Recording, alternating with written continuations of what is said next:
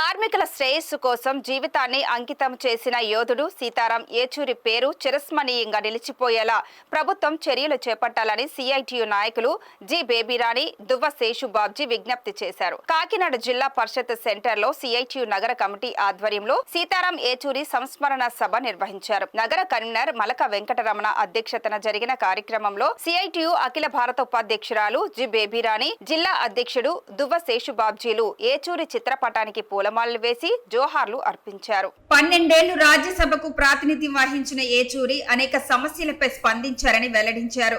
అసాధారణ మేధావి అయిన సీతారాం ఏ ప్రాంతానికి వెళ్తే ఆ ప్రాంత భాషలో ప్రసంగించడం ఆయన గొప్పతనమని కొనియాడారు. అనేక పుస్తకాలు రాసి సమాజానికి అంకితం చేశారని పేర్కొన్నారు. అంతటి గొప్ప వ్యక్తి తెలుగువారు కావటం అదృష్టమని, ఆయన పేరు ప్రజల హృదయాల్లో శాశ్వతంగా నిలిచిపోయేలా కాకినాడలో ఏదైనా ప్రముఖ సంస్థకు సీతారాం పేరు పెట్టాలని కోరారు. దీనికోసం ఎంపీలు, ఎమ్మెల్యేలను కలుస్తామని వారు తెలిపారు. అన్ని రాజకీయ పార్టీలు మెచ్చే ప్రజానాయకుడు. అలాగే ఆయన జేఎన్యూ నుండి రాజకీయాల వైపు ఆకర్షితులయ్యి సిపిఎం పార్టీలో ఈ సమాజం మారాలని చెప్పేసి మొత్తం అహర్నిశలు కృషి చేసినటువంటి సీతారాం ఏచూరి గారి మరణం నిజంగా కార్మిక వర్గానికి, ఈ సమాజానికి తీరని లోటు.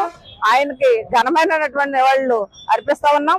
ఆయనకి ఘనమైన నివాళులు అంటే ఆయన ఆశయాలు ముందుకు తీసుకెళ్లటమే, ఆయన నిజమైనటువంటి నివాళులు అర్పించడం, ఆ రకంగా ముందుకు తీసుకెళ్తామని చెప్పి తెలియజేస్తాం. ఇలాంటి గొప్ప మేధావి తెలుగువాడు, ప్రత్యేకించి తూర్పుగోదావరి జిల్లా వారు, కాకినాడ నివాసి అని చెప్పుకోవడానికి మేమందరం కూడా గర్వపడుతున్నాం. ఒక ప్రతిపాదన వచ్చింది ప్రజల నుంచి. ఇంత గొప్ప వ్యక్తి మనవాడు కాబట్టి ఈ సిటీలో, ఈ జిల్లాలో దేనికైనా ఒక ప్రత్యేక ప్రాంతానికి ఆయన పేరు పెట్టాలని, ఆ రకంగా ఆయన గౌరవించుకోవాలని ఒక ప్రతిపాదన వచ్చింది. దాని మీద మేము శాసనసభ్యుల్ని, పార్లమెంట్ సభ్యుల్ని, మంత్రి గారిని కూడా కలుస్తాం. ఇందుకు వారు సానుకూలంగా స్పందిస్తారని చెప్పి ఆశిస్తూ సెలవు తీసుకుంటాం.